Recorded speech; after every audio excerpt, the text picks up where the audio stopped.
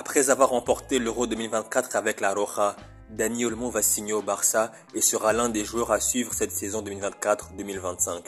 L'accord a été conclu grâce à Deco qui a longuement négocié avec les représentants de Leipzig et le clan Olmo. Une somme d'environ 60 millions d'euros a été annoncée par les médias espagnols et par Fabrizio Romano. Et selon la presse catalane, Deco, Dani Olmo et ses représentants sont arrivés ce matin à Barcelone afin d'effectuer la visite médicale du joueur et sa présentation est prévue pour ce vendredi. Le mythique trophée Juan Gamper, disputé chaque année au mois d'août en hommage au fondateur du FC Barcelone, Juan Gamper, aura lieu ce lundi à Barcelone et on devrait pouvoir assister aux premières minutes de Dani Olmo avec le Barça face à l'AS Monaco avant le début de la Liga le week-end prochain. Comme on le sait tous, Dani Olmo est un joueur très technique et doté d'une grande intelligence tactique. Il est capable de jouer à plusieurs postes offensifs, notamment comme milieu offensif, ailier droit ou gauche, et parfois même comme faux neuf. Et cette polyvalence lui permet de s'adapter à différentes formations et styles de jeu. Il a cette capacité à se positionner intelligemment pour exploiter les espaces entre les lignes adverses, ce qui le rend difficile à marquer et permet à son équipe de créer des situations très dangereuses. Et en plus de tout cela, il possède une excellente qualité de dribble, son contrôle du ballon en mouvement est exceptionnel, il a une vision du jeu développée avec une capacité à délivrer des passes précises, ses passes en profondeur et ses centres sont souvent à l'origine de nombreuses occasions de but. Et bien qu'il ne soit pas un avant-centre de métier, Dani Olmo est un buteur très efficace.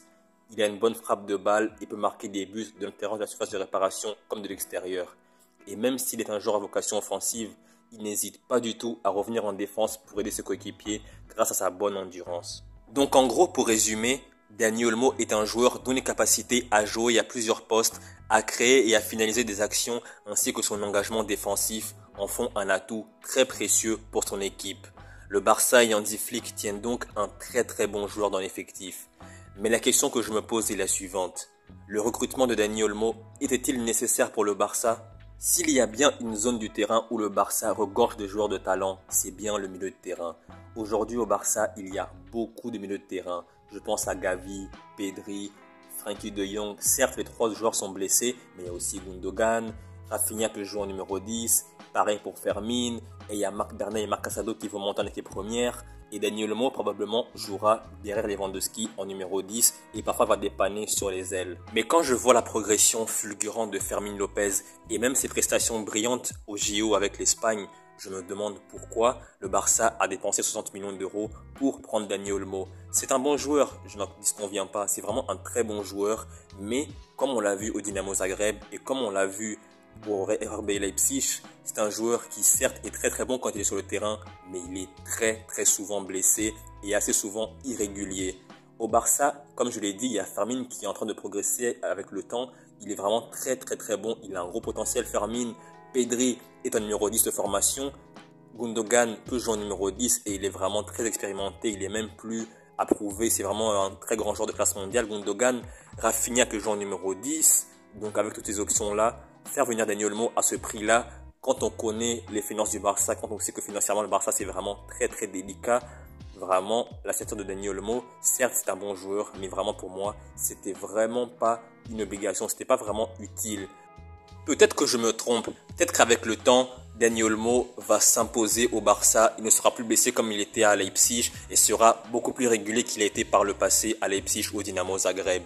Et en plus de cela, on sait que des joueurs comme Pedri, Gavi, Frenkie de Jong ont tendance à se blesser. Gundogan commence à vieillir, donc avoir un effectif large c'est aussi une bonne chose, d'autant plus qu'en Ligue des Champions, avec le nouveau format où il y aura plus de matchs, c'est aussi important d'avoir un effectif où les postes sont doublés. Donc oui, sur cet aspect-là, faire venir un joueur comme Dani Olmo, international espagnol, très bon joueur, c'est vraiment une bonne chose. Donc il n'y a que le temps qui nous dira si Dani Olmo c'était un bon pari pour le Barça à ce prix-là, surtout au vu des finances actuelles du FC Barcelone qui sont vraiment très délicates. Comme on le sait tous, la saison démarre le week-end prochain. Le 17 août, le Barça se déplace à Mestalla pour affronter Valence pour la première journée de la Liga. Et en ce moment, on sait que Gavi, Frenkie de Jong et Pedri sont blessés. Donc aujourd'hui, à l'instant T, seuls Gundogan, Pablo Torre, Marc Bernal et Marc Casado sont disponibles au milieu de terrain. Aurel Romeu aussi, il est parti en prêt à Gérone. Donc comme je l'ai dit, il n'y a que les 4 milieux de terrain que j'ai cités, Gundogan, Bernal, Casado et Torre qui sont disponibles. Et donc Dani Olmo, ça fait une 5e option au milieu de terrain. Et je pense que d'ici la semaine prochaine, il aura joué quelques minutes au Grand Peur contre l'AS Monaco et il sera prêt physiquement, mentalement à débuter avec le Barça en Liga. Et il sera probablement même titulaire à mon avis. Et vous, que pensez-vous de la signature de Dani Olmo au Barça?